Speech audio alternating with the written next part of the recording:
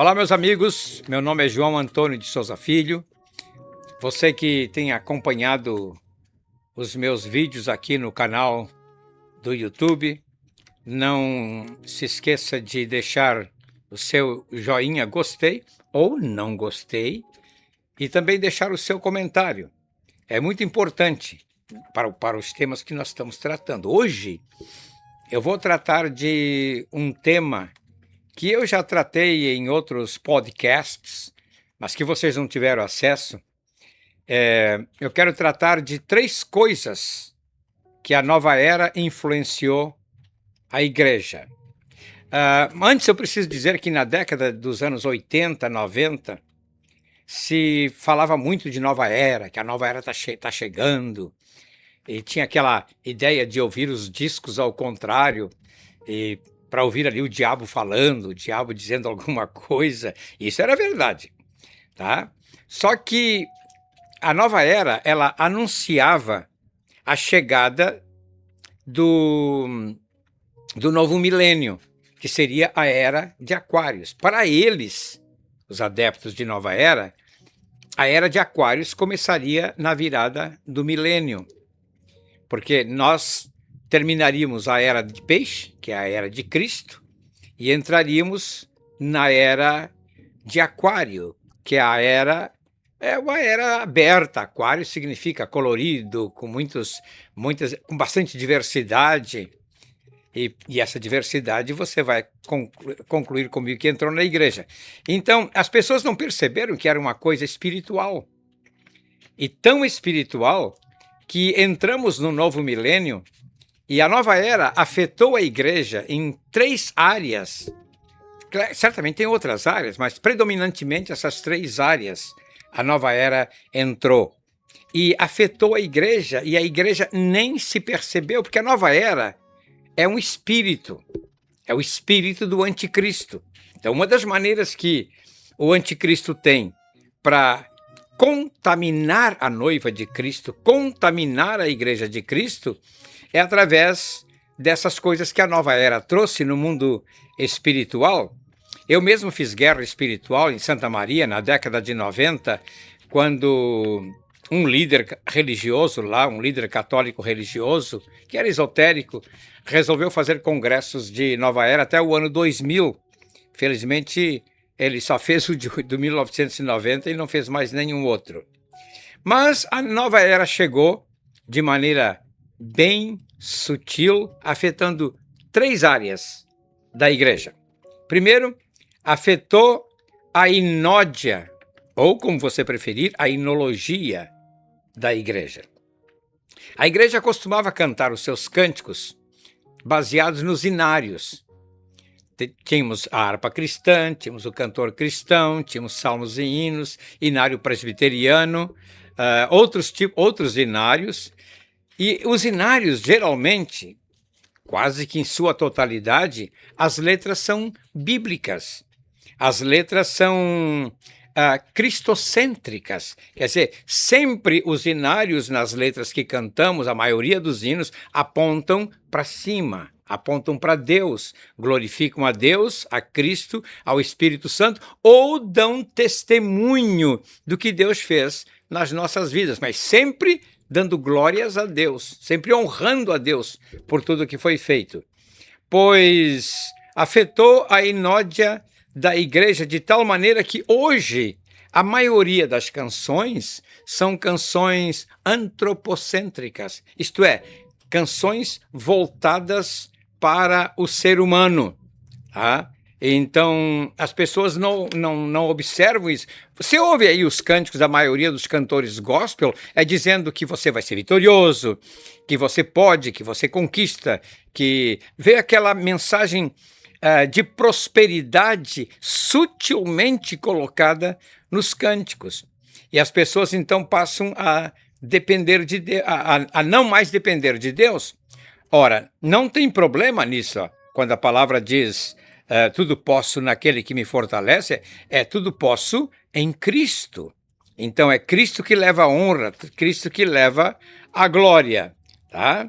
E aí, mais recentemente agora, passamos a década de Passamos 2000, 2010, 2020, e aí começou a entrar um outro tipo de canção, que são os worship.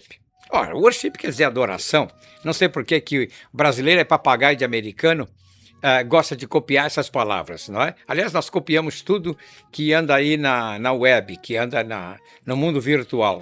Então dizemos, em vez de dizer cânticos de adoração, a gente diz um worship. Só que o worship virou um modelo de cântico, porque ele é basicamente 3 acordes.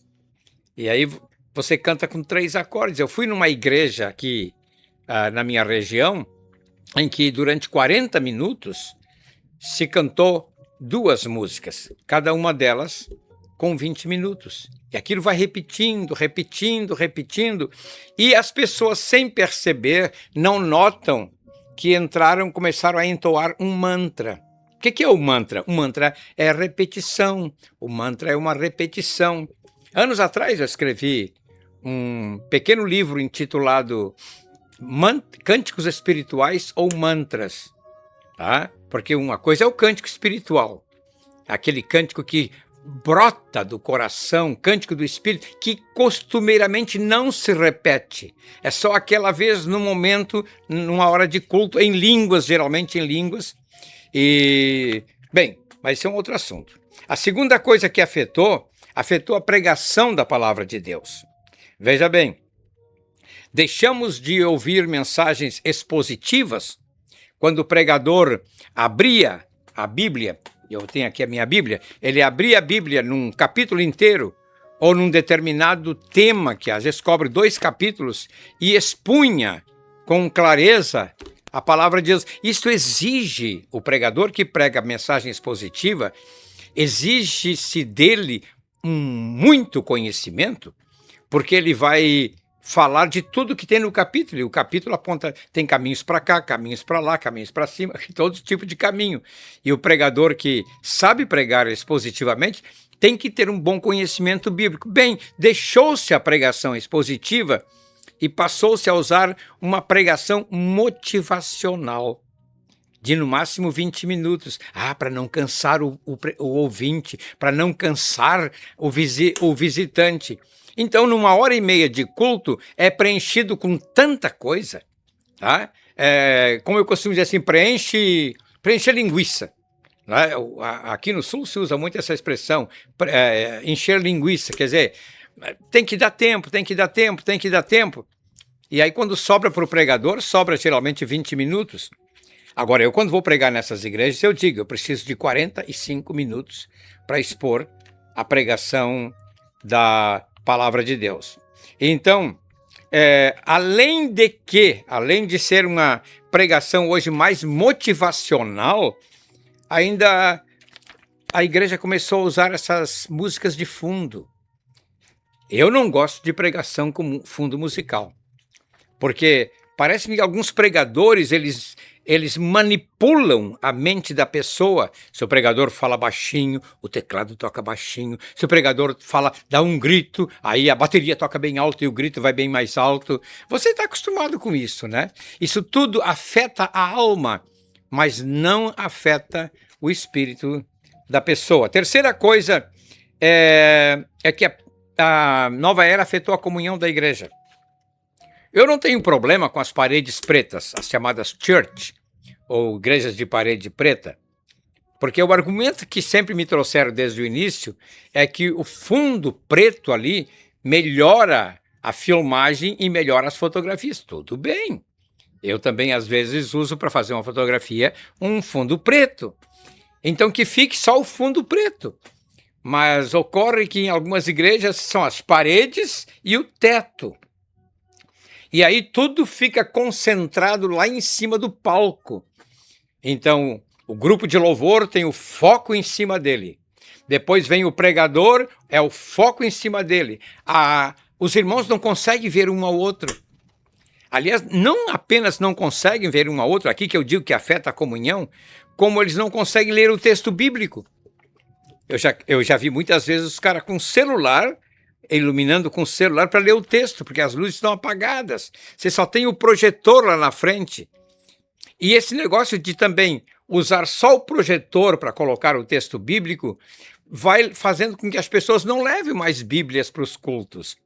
Não leve mais Bíblia para as reuniões. Claro, nós já temos a Bíblia também aqui no celular. Eu não tenho problema da Bíblia no celular, que eu levo comigo para ler em ocasiões específicas. Mas quando eu tenho que estudar a palavra e acompanhar um raciocínio bíblico, eu prefiro a minha Bíblia de papel.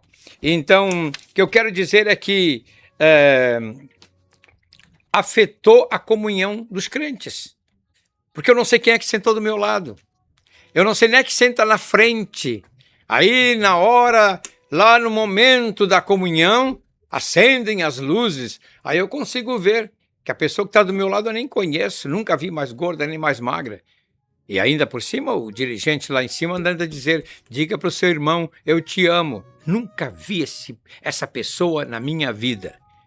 Eu não gosto de pregadores que manipulam. Agora sente, agora levante a mão, agora dê glória a Deus, agora faça isso, faça aquilo. Não precisa nada disso. O Espírito Santo não precisa do nosso esforço. Quando ele tem que fazer a obra, ele faz da maneira que ele quer. Por que eu digo isso? Porque quando a luz só está no palco, significa aquela pessoa, aquele grupo de louvor está levando a glória. E Deus não divide a sua glória com ninguém. Tá? E as paredes escuras, elas fazem com que a glória fique com quem está no palco. E parece-me que desvia o foco de Deus. Diferentemente das igrejas de antigamente, é que eu sou do antigamente, né? Em que nós tínhamos atrás do palco, ou atrás do púlpito, ou como alguns chamam de altar, eu não gosto de dizer que é altar, tinha então lá um vitral, ou vitrô, com uma cruz, iluminada pelo sol que batia por trás. Então as pessoas estão olhando a visão é olhar para Deus, olhar para Cristo.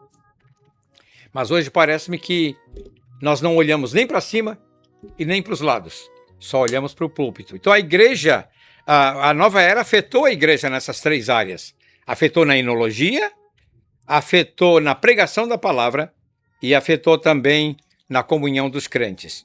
Muito bem, se você gostou, diga que gostou. Se não gostou, dê aí a sua opinião. É muito importante, porque se a minha opinião está errada, eu vou repensar para um próximo vídeo. Deus abençoe você.